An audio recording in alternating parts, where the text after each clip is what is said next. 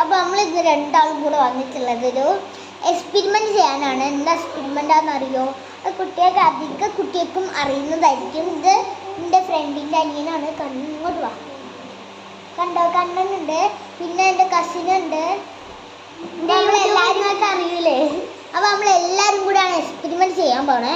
പിന്നെ ഇവർക്ക് രണ്ടാൾക്കൊന്നും ആ എക്സ്പെരിമെൻ്റ് അറിയില്ല, ഇവർക്ക് ചിലപ്പോൾ അറിയുള്ളൂ. നമുക്ക് ചെയ്ത് നോക്കിയാൽ അതിനുള്ള സാധനങ്ങൾ റെഡിയാക്കി വരാം. അപ്പോൾ ഗൈസ് അപ്പോൾ റെഡി ആയിട്ടുണ്ട്. അതിനകത്തൊരു ഗ്ലാസ് വെള്ളം വേണം, സ്പൂണ്, ലെമണ്, പിന്നെ സോപ്പും പൊടി, പിന്നെ മഞ്ഞൾപ്പൊടി. ഇതെന്താന്ന് ഞാൻ അവർക്ക് കാണിച്ചെടുക്കാൻ പോകും. ഒന്നിക്കൊണ്ടൊന്നും ഇരിക്കുമ്പോട്ട് വാ. അപ്പോൾ എന്താണെന്ന് കുഞ്ഞനറിയാം അല്ലേ? കുഞ്ഞനറിയുന്നതാണ്. ഞാനെന്താ മഞ്ഞൾപ്പൊടി മഞ്ഞൾപ്പൊടി വെള്ളത്തിലേക്ക് കലക്കിപ്പിടിക്കാം. നേരം നമുക്ക് കിട്ടി അല്ലേ? ഈ ഒരു മഞ്ഞ ടാങ്ക് വെള്ളം കിട്ടി. അതിലേക്ക് ഇത്തിരി സോപ്പും പൊടി ഇട്ട് കൊടുക്കാണ്. സോപ്പും പൊടി ഇട്ടപ്പോൾ എന്ത് കളറായി? ചുവപ്പായി. ചുവപ്പ്. ഞാൻ പിന്നെയും മഞ്ഞാക്കണമെങ്കിൽ ഒരു നാരങ്ങ നീര്, കുറച്ച് നാരങ്ങ നീര് ഒഴിച്ചെടുക്കണം.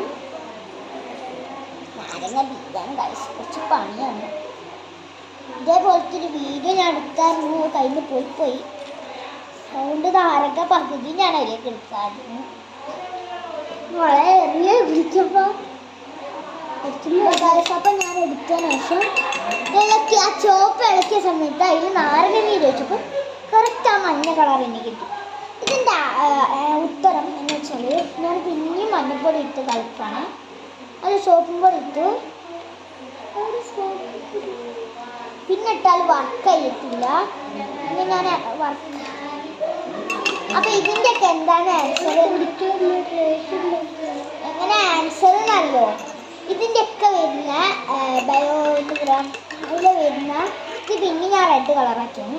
അതിൽ വരുന്ന കെമിക്കൽസിൻ്റെ ആണെന്ന് തോന്നുന്നു. അപ്പം ഈ രസകരമായ ഒരു വീഡിയോ ആർക്കൊക്കെ ഇഷ്ടമായി പറഞ്ഞുതരിക. ഇഷ്ടമായിരുന്നു കമൻറ്റ് ചെയ്യണേ. ടാറ്റാ. Like, share, subscribe.